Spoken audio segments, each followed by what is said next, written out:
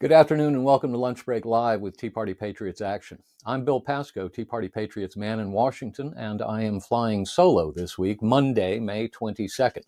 That means I'll be giving you the Washington report and the calls to action and any questions you might have. So let's get to it. The House will come back today and stay in session through Thursday. The Senate is in recess until after Memorial Day. Last week, the House came back to work on Monday and took up and passed two bills under suspension of the rules. On Tuesday, the House took up and passed a rule. On Wednesday, the House took up H-Res 114, a resolution to expel Congressman George Santos from the House. Instead, the House voted on a party line vote to refer the matter to the House Ethics Committee. Then the House took up H.R. 3091, the Federal Law Enforcement Officer Service Weapon Purchase Act. After considering four amendments and agreeing to three of them, the House passed the amended measure by a vote of 232 to 198, with 13 Democrats crossing over to vote with the majority Republicans and not a single Republican crossing over to vote with the Democrats. Then the House took up H.R. 2494, the Protecting Our Law Enforcement with Immigration Control and Enforcement Act of 2023, also known as the Police Act of 2023. After considering two amendments, of which it agreed to one, the House passed the amended bill by a vote of 255 to 175, with 36 Democrats crossing over to vote with the Republicans and no Republicans crossing over to vote with the Democrats. On Thursday, the House took up H-Con Res 40, expressing support for local law enforcement officers and condemning efforts to defund or dismantle local law enforcement agencies. After considering and agreeing to one amendment, the House passed the amended measure by a vote of 301 to 119, with 87 Democrats crossing over to vote with the Republicans and two Republicans crossing over to vote with the Democrats. And then they were done. This week in the House, as I said, the House will return Monday with the first vote set for 6:30 p.m. At that time, the House is scheduled to take up five bills and one amendment from the Senate under suspension of the rules. On Tuesday, the House will consider S.J. Res. 11. That's a Congressional Review Act resolution of disapproval of the new rules submitted by the Environmental Protection Agency relating to control of air pollution from new motor vehicles, heavy-duty engine and vehicle standards. On Wednesday, the House will consider H.J. Res. 45, a Congressional Review Act resolution of disapproval of the new rules submitted by the Department of Education relating to waivers and modification of federal student loans. Then the House will begin consideration of H.R. 467, the Halt Fentanyl Act. And it's possible that the House may take up the veto message to accompany H.J. Res. 39. That was a CRA resolution of disapproval of the rules submitted by the Department of Commerce relating to procedures covering suspension of liquidation duties and estimated duties in accord with Presidential Proclamation 10414. On Thursday, the House will conclude its consideration of H.R. 467, the Halt Fentanyl Act. Last week in the Senate came back on Monday and voted to confirm Bradley N. Garcia to be a U.S. Circuit Judge for the District of Columbia Circuit. On Tuesday, the Senate voted on H.J. Res. 42, a joint resolution disapproving the action of the District of Columbia Council in approving the Comprehensive Policing and Justice Reform Act of 2022. The vote to disapprove the actions of the D.C. City Council was 56 to 43. On Wednesday, the Senate voted to invoke cloture on and then to confirm the nomination of Jeremy C. Daniel to be a U.S. District Judge for the Northern District of Illinois. Then the Senate voted to invoke cloture on the nomination of Darrell James Papillon to be a U.S. District Judge for the Eastern District of Louisiana. Then the Senate considered S.J. Res. 18, a joint resolution disapproving the rules submitted by the Department of Homeland Security relating to public charge ground of inadmissibility. The resolution passed. Then the Senate voted to invoke cloture on the nomination of Nancy G. Abudu to be U.S. Circuit Judge for the 11th Circuit Court of Appeals. On Thursday, the Senate voted to confirm her to that position, and then they were done.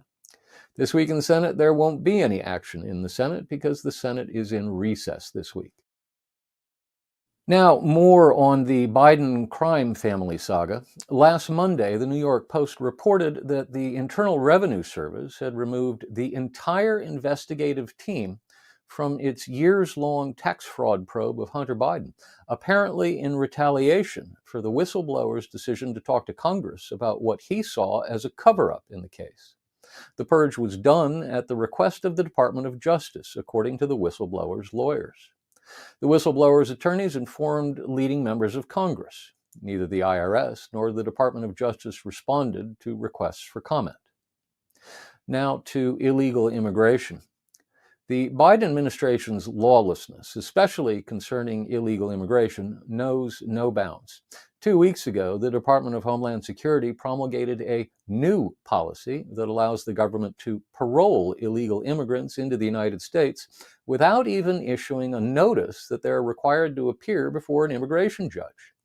Rather than give them a court date to appear before they are released, as was previously done, which is itself a violation of federal law, the new policy simply asks that illegal immigrants provide a mailing address and a promise to appear at an immigration and customs enforcement facility within 60 days to ask for a date in an immigration court. That's absurd, and a federal judge put a stop to the new policy before it went into effect.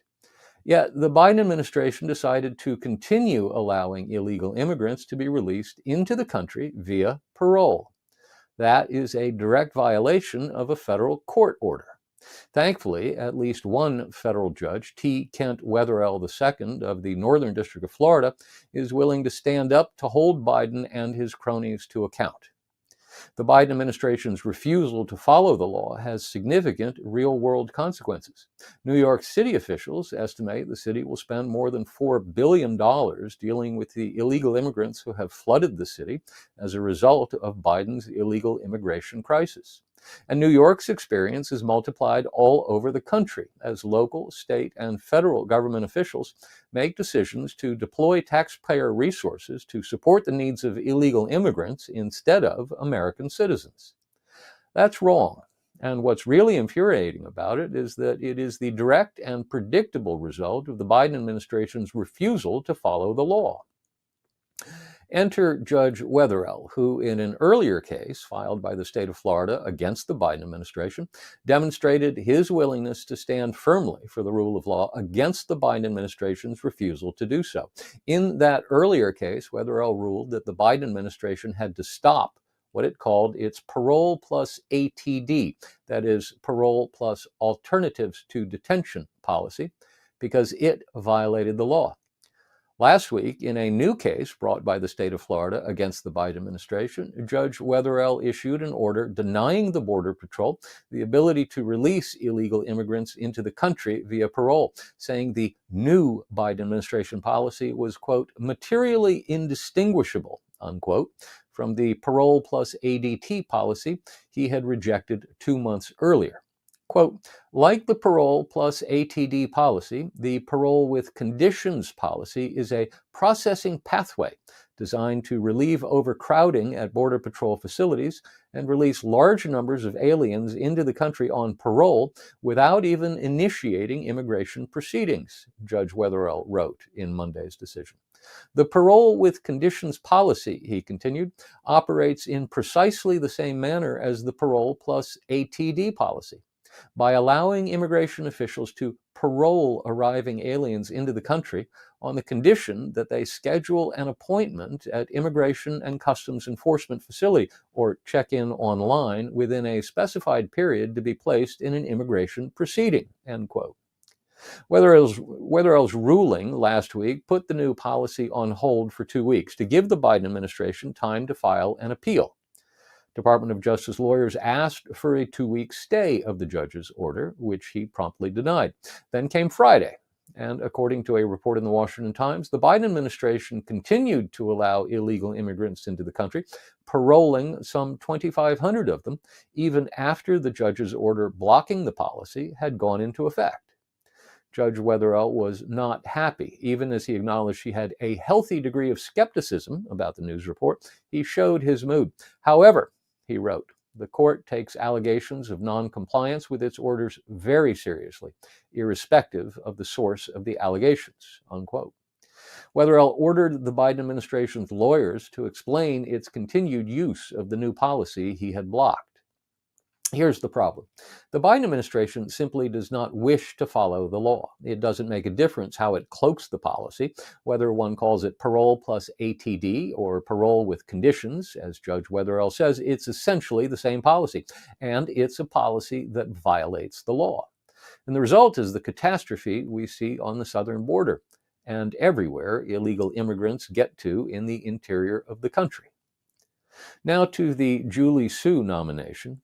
On Friday, NBC News reported that West Virginia Democrat Senator Joe Manchin had decided he would not support President Biden's nominee for Secretary of Labor, Julie Su, and was actively seeking alternatives to offer to the White House and the Senate Democrat leadership.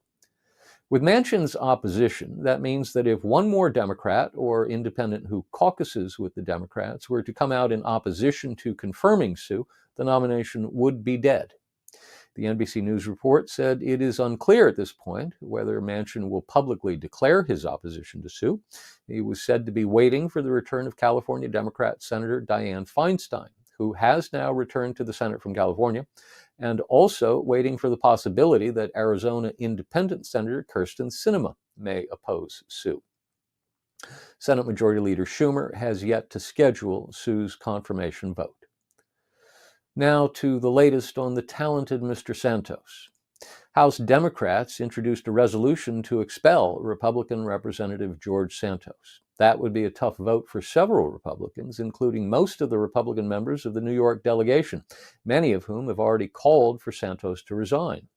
So Speaker McCarthy countered by offering instead a motion to refer the resolution to the Ethics Committee, which is already investigating Santos.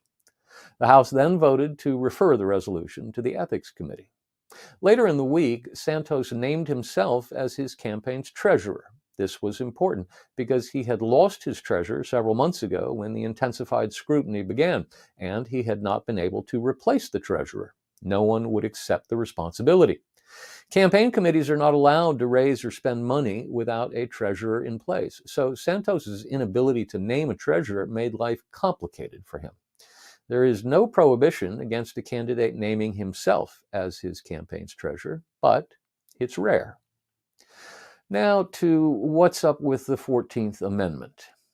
For the last several months, liberal law professors and even some very liberal politicians have argued that there's a clause in the Constitution that allows President Biden to bypass Congress entirely and just continue to issue debt. On Friday, for instance, 66 members of the Congressional Progressive Caucus sent a letter to Biden urging him to, quote, choose a solution invoking the 14th Amendment of the Constitution over a bad deal, end quote. And at least 11 Senate Democrats are on board too, urging Biden to use it. The clause in question is called the Public Debt Clause, and it's the fourth clause of the 14th Amendment to the Constitution. It reads as follows, quote, the validity of the public debt of the United States, authorized by law, including debts incurred for payment of pensions and bounties for services in suppressing insurrection or rebellion, shall not be questioned. But neither the United States nor any state shall assume or pay any debt or obligation incurred in aid of insurrection or rebellion against the United States or any claim for the loss or emancipation of any slave. But all such debts, obligations, and claims shall be held illegal and void, end quote. For weeks, Biden has been saying he does not believe the 14th Amendment gives him the power to continue paying the nation's bills in the absence of an increase in the debt ceiling. Treasury Secretary Yellen said the same thing. The president did not have the power to do that. Yellen went so far as to say that using the 14th Amendment could trigger what she called a constitutional crisis, saying it was, quote, one of the not good options, unquote, if Congress failed to raise or suspend the debt ceiling. But on Sunday, at a press conference, as he was leaving the G7 summit in Japan, Biden changed his tune. Quote, I'm looking at the 14th Amendment as to whether or not we have the authority. I think we have the authority, end quote, Biden said to reporters. Quote, "The question is, could it be done and invoked in time that it would not be appealed, and as a consequence, past the date in question and still default on the debt? That is a question that I think is unresolved," end quote. The Supreme Court has never ruled on the issue because no president has ever been audacious enough to try to use the 14th Amendment to bypass the Congress. The last time a president seriously considered using it was 2011 and 2013, when Barack Obama was advised by Bill Clinton that he should bypass the Congress. Obama and his lawyers concluded that the 14th Amendment did not give the president the authority to bypass the Congress to issue debt. The 14th Amendment was passed by the Congress in 1866 and ratified in 1868. It granted citizenship to all persons born or naturalized in the United States, including former slaves, and it provided all citizens with what it called equal protection under the laws. The fourth clause of the amendment, the public debt clause, had nothing to do with the debt ceiling, because at the time, we didn't have a debt ceiling. We didn't have a debt ceiling written into the law until 1939, because up until then, every time the U.S. government had gone into debt, which was relatively rare, the Congress had acted to pay it off quickly. It wasn't until 1939 that Congress felt a need to write a law establishing a debt ceiling. So what was the public debt clause about? It was about ensuring that the federal government would pay the debts it had contracted during the war between the states, and ensuring that nobody would pay the debts contracted by the government of the Confederate States of America or by former slaveholders. Winners get to write the history books, and winners get their debts paid, and losers don't. I'm not a lawyer, but the language of the clause and the context of its origins seems pretty clear to me. This language doesn't authorize the president to issue debt. This language merely says the debt incurred by the federal government is binding and will be paid off. Now to the debt ceiling itself. So, why is it that some Democrats are urging President Biden to invoke the public debt clause of the 14th Amendment of the Constitution to bypass the Congress and continue issuing debt? It's because as of this morning, Monday, President Biden and Speaker McCarthy are still a long ways apart on their negotiations over a bill to raise the debt limit and cut spending. Early last week, Senate Minority Leader Mitch McConnell got his wish when he was kicked out of the room, along with Senate Majority Leader Chuck Schumer and House Minority Leader Hakeem Jeffries. As McConnell had been arguing for months, the deal needed to be struck between President Biden and Speaker McCarthy. Everyone else in the room was superfluous. So Biden deputized 3 key aides to conduct the negotiations on his behalf: White House counselor Steve Ricchetti, White House Congressional Liaison Louisa Terrell, and OMB Director Shalonda Young. And McCarthy deputized 2 key Republican members, Garrett Graves of Louisiana and Patrick McHenry of North Carolina, and they began to really haggle. After several days of what both sides characterized as productive talks, the discussions ground to a halt Friday. Republicans walked out, saying the White House negotiators weren't being realistic. After spending a few hours apart, the 2 sides got back together Friday evening, but talks broke off Saturday with no progress having been made. Biden and McCarthy spoke by telephone Sunday and decided to have the 2 negotiating teams get back together in anticipation of a Biden-McCarthy meeting today. So the 2 teams met last night for 2.5 hours. Biden and McCarthy will meet at the White House later today. There are fundamental differences between the 2 sides on spending levels. Republicans insist that we cannot spend more money next year than we did last year, while Democrats refuse to go back to where we were just 2 years ago. Democrats tried to introduce a discussion of raising taxes, but Republicans shot it down. According to the Wall Street Journal, the Democrats' latest proposal on overall spending levels is to keep non-defense and defense discretionary spending flat from fiscal 2023 to fiscal 2024. Republicans, by contrast, want to increase defense spending, even as they keep overall spending back to fiscal 2022 levels, which would necessitate significant cuts to non-defense discretionary spending.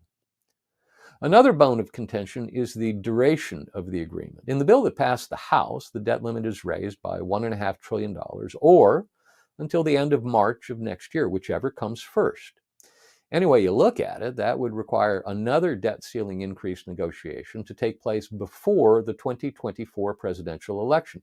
And that is the very last thing Biden wants. So whatever else is in the agreement, Biden is going to insist that the duration of the agreement lasts beyond the 2024 election, well into 2025. Republicans may be willing to do that, but will certainly expect significant spending cuts in exchange for that concession. Treasury Secretary Janet Yellen reiterated on Sunday morning's Meet the Press that the so-called X date is June 1, just 2 weeks away. It will take about 10 days to move whatever is agreed to through both houses of Congress, so we are really coming up against the deadline in very short order. To be honest, I wouldn't be at all surprised if Yellen announces sometime later this week that she's found more cash than she had anticipated, or something like that, just so she can move that X date back a week or two to give both sides time to move an agreement through both houses of Congress, assuming they can get to an agreement. Stay tuned. And that's our Washington report for this week. Now to the calls to action. We're still continuing with our current calls to action. First, we're really concerned about the Julie Su nomination for Secretary of Labor. If you have not yet had a chance to call your 2 U.S. senators to urge them to oppose her confirmation, please do so. Now that Senator Feinstein is back in town, Senator Schumer could bring that nomination to the floor anytime. So now is the right time to make sure your senators know you oppose the nomination of Julie Su to serve as Secretary of Labor. Second, we're still working hard to shore up the Republicans in the House and the Senate over the debt ceiling negotiations. So please call your Republican member of the House of Representatives to thank him or her for standing strong and refusing to cave to the pressure. We will never, ever work our way out of our debt situation if we don't stop digging the hole deeper. And to stop digging the hole deeper, we have to start spending less next year than we spent last year. As always, you can find more information on these and all our other calls to action at teapartypatriots.org/take action. That's teapartypatriots.org/take action. If you have any questions about anything we discussed in today's broadcast, you can send us an email at jenny.beth@teapartypatriots.org. That's jenny.beth@teapartypatriots.org. We will not see you next week. Next Monday will be Memorial Day, so we will see you in 2 weeks. Until then, be well and take action.